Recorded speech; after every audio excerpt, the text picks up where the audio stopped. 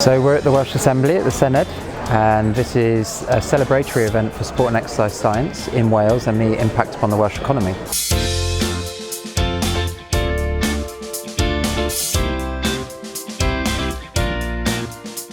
I think it's important to recognise the impact of sport and exercise science on the Welsh economy because its impact is so large.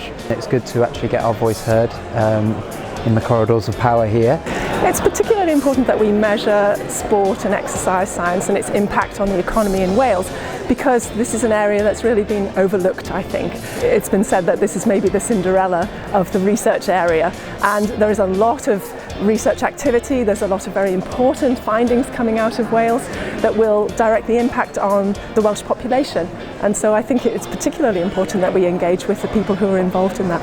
There's a huge amount of good work going on in Wales, and part of my role as Older People's Commissioner is I get to travel out and about and see what community groups are doing, seeing what sports clubs are doing, seeing things like walking rugby, things like Tai Chi for older people, strength and balance exercises.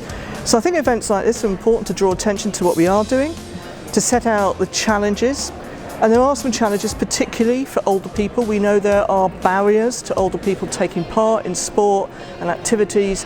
We know that as you get older, your participation declines. It's not a good situation in Wales because over 30% of the population don't do any physical activity at all. And of those who undertake physical activity, it's not even 40% that do enough activity. There's a real opportunity here to try and address some of those big societal issues that are facing Wales, and that's why we're here today, to try to promote the potential benefits of sport and exercise science.